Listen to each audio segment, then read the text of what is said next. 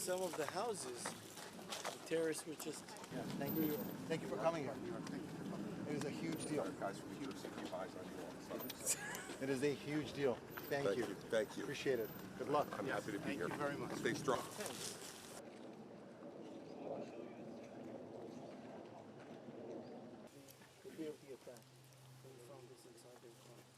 They had maps of the villages, and they knew where everyone lives. Mayhem. Exactly what I was thinking.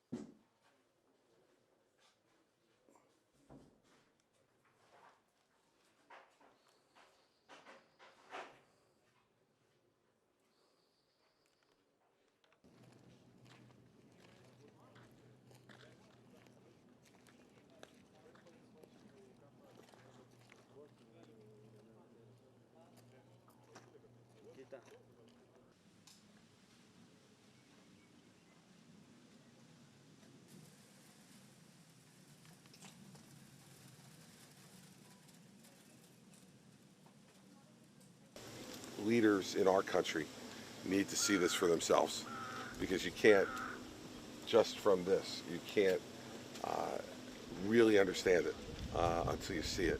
And so I intend to go back to the U.S. and talk about this regularly, so that the American people who are being asked to sacrifice and to help Israel financially and militarily will know that what they're doing is not only a noble effort on their part, but also what friends do for friends. And America has no greater friend in the world than Israel, and we need to make sure that we refresh that friendship at times of peril like this.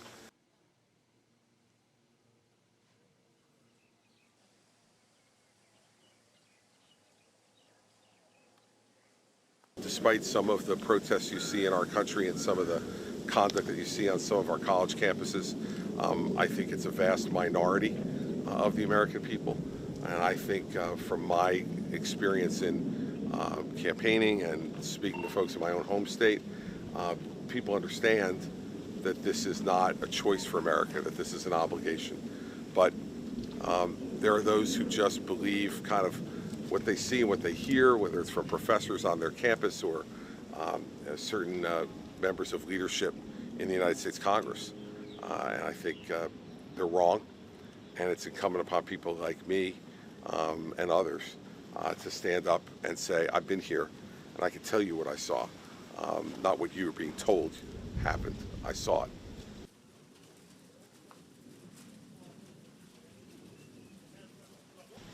When you see what happened here, you know it could happen again. And I think it's not only protecting the safety and security of people now, but it is also about degrading Hamas's ability to do this again. And that's not easy. And there are going to be unfortunate deaths in the course of that. But I remind people in the U.S. all the time that there was a ceasefire. It was Hamas who violated the ceasefire, not Israel. And if Hamas had not entered this neighborhood on October 7th and caused the carnage that they did, there would be peace today, both here and in Gaza. So we must remember who's really responsible for this. And we can't ask Israel to stand down if they believe there is still a legitimate violent threat against them and their people. And I think there's no question that there is. And so they must continue to fight until they have degraded that capability to a point where they can say to their people, come back and live here safely and securely. Until that comes, I don't think calls for a ceasefire make any sense, and also forget the history of the fact that before October 7th, there was a ceasefire in place, and it was Hamas that broke it, not Israel.